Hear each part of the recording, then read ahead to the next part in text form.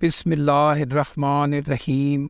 अस्सलाम वालेकुम नाजरीन, मैं हूँ Afzal Ansari, member Lahore tax bar association. आइए चलते हैं आज की गाइडलाइन की तरफ।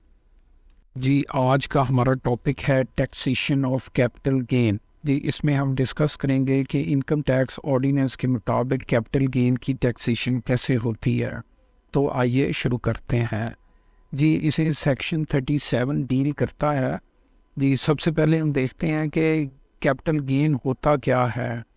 जी, कैपिटल गेन जो है वो इस फार्मूले के मुताबिक हम कैलकुलेट करेंगे कि ए माइनस बी, जबकि ए जो है वो कंसीडरेशन रिसीव्ड और fair market value whichever is higher, section 77 के मुताबिक। तो ये कंसीडरेशन हो जाएगी, यानी सेल प्राइस हो गई, और उसके बाद बी जो है वो कॉस्ट ऑफ द एसेट, यानी सेक्शन 76। जी, कॉस्ट ऑफ द एसेट यानी जिस पे हमने कोई एसेट परचेज़ किया या उस पे हमने कोई इम्प्रूव किया उस एसेट को, या इंसिडेंटल कोई चार्जेस थे वो उसमें ऐड हो जाएंगे। तो कंसिडरेशन में से कॉस्ट निकल जाएगी तो वो हमारे पास कैपिटल गेन आ जाएगा। जी, इसके बाद हम देखते हैं सेक्शन 37 सब सेक्शन 3। ये क्लॉज डिलीट हो गई है फाइनेंस एक्ट 2022 में। तो ये 2022 टैक्स ईयर तक तो एप्लीकेबल है और 2023 और ऑनवर्ड ये एप्लीकेबल नहीं होगा। यानी इसमें ये था कि अगर 1 साल तक कोई भी एसेट रहा है तो उसका जो कैपिटल गेन है वो 75% टैक्सेबल होगा, यानी 25% की उसमें रियायत होगी, रिडक्शन होगी।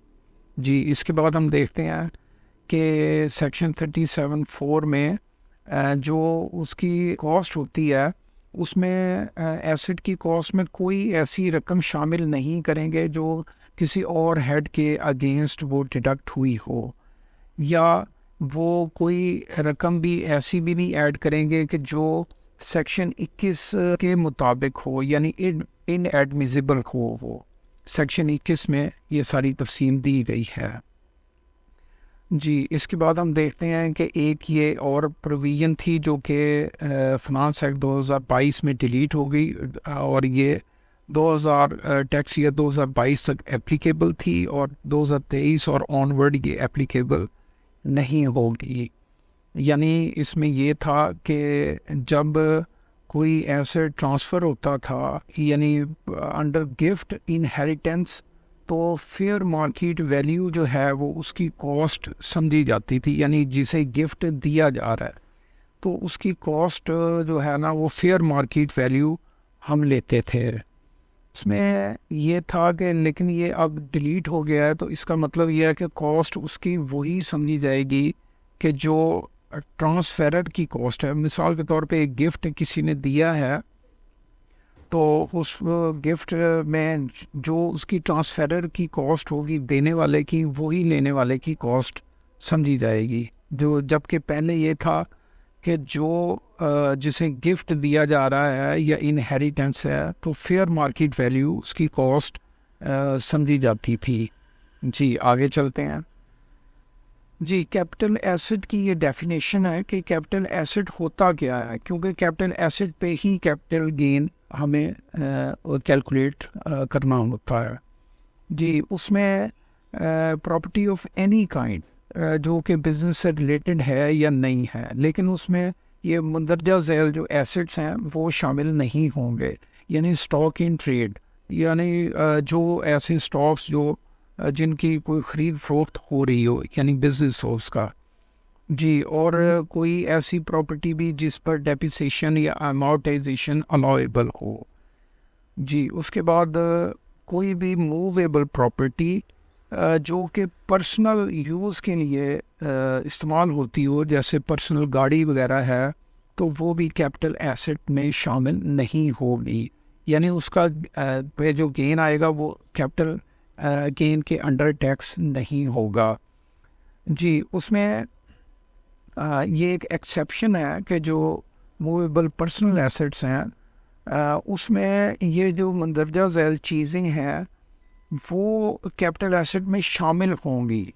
यानी ये एक्सक्लूड किया हुआ था, लेकिन ये फर्दर जो है वो इन चीज़ों से उसे एक्सक्लूड कर दिया गया, यानी ये चीज़ें कैपिटल एसेट में शामिल होंगी, यानी इनके ऊपर जो गेन वगैरह आएगा वो कैपिटल गेन के अंडर टैक्स होगा, जिसमें यानी ये है कि एक पेंटिंग ज्वेलरी है और ये इस किस्म की दूसरी चीज़ें हैं। तो उसमें आप देख सकते हैं कि फ़र्ज़ किया ये ज्वेलरी है, इस पे ये बड़ा कॉमन क्वेश्चन है कि इस पे जितनी मर्ज़ी भी पुरानी ज्वेलरी हो वो अगर सेल होगी तो उसमें हम देखेंगे कि कितने पैसे मिले और उसकी कॉस्ट थी या वो इनहेरिटेंस में मिली थी, गिफ्ट में मिली थी, वो लेस हो जाएगा और बाकी जो रकम आएगी वो कैपिटल गेन के अंडर टैक्स होगी। जी, इसके बाद हम देखते हैं कि जो कैपिटल लॉस है वो कैपिटल गेन के अगेंस्ट ही एडजस्ट हो सकेगा। तो ये no loss shall against exempted capital gain provisions will be adjusted, तो उसके अगेंस्ट एडजस्ट नहीं हो सकता, यानी कैपिटल गेन के अगेंस्ट ही एडजस्ट होगा, उससे अलावा एडजस्ट नहीं हो सकता। जी, no loss shall be recognise against disposal of assets mention above from serial A to F, यानी ये ए टू एफ जो है इसके अगेंस्ट अगर कोई लॉस होता है तो वो एडजस्ट नहीं होगा किसी भी इनकम के अगेंस्ट। जी, आगे चलते हैं। जी, अब हम जो कैपिटल गेन के ऊपर टैक्स के रेट्स हैं उसे डिस्कस करते हैं। जी, ये पोर्शन जो है वो इमूवेबल प्रॉपर्टी के ऊपर जो गेन आता है ये उसके रेट्स हैं। इसमें कुछ इस तरह है कि पीरियड को पहले हम देखते हैं कि 1 साल, 1 से 2 साल, तो उसके बाद ये ओपन प्लॉट है, कंस्ट्रक्टेड प्रॉपर्टी और ये फ्लैट्स हैं। तो ये इस तरह पीरियड के हिसाब से और प्रॉपर्टी के हिसाब से ये उसके रेट्स यहाँ पे दर्ज किए गए हैं। जी, इससे अलावा अगर मूवेबल प्रॉपर्टी के ऊपर कैपिटल गेन मिलता है तो वो टोटल इनकम में ऐड हो जाएगा। जी, इसमें एक चीज़ ये है कि जब हम रिटर्न फाइल करने लगते हैं तो आईआरएस के अंदर जो कैपिटल गेन का हेड है उसमें जो सिर्फ मूवेबल प्रॉपर्टी का मुझे नज़र आया कि वहाँ पे एंट्री होती है। तो बहरहाल मैं तो ये समझता हूँ कि ये जो मूवेबल प्रॉपर्टी है उसका जो गेन है वो इनकम फ्रॉम अदर सोर्सेज में अदर के अंदर ये एंटर होगा, मूवेबल प्रॉपर्टी का जो गेन है। जी, आगे चलते हैं। जी, उसके बाद ये टैक्स ईयर 2022 तक जो कैपिटल गेन था उसके रेट्स वगैरह कुछ इस तरह से थे कि एक ही 1 ईयर 1 से 2 ईयर उसका कुछ सिस्टम कुछ और था और कैपिटल गेन की वैल्यू के ऊपर भी डिपेंड करता था। वो ये है, ये रेट्स 2022 तक एप्लीकेबल थे। जी, उम्मीद है आपको हमारी ये वीडियो पसंद आई होगी। आपसे गुजारिश है कि इस वीडियो को लाइक और शेयर कर दें और हमारे चैनल को अभी तक आपने अगर सब्सक्राइब नहीं किया तो सब्सक्राइब भी कर दें। आपका बहुत शुक्रिया।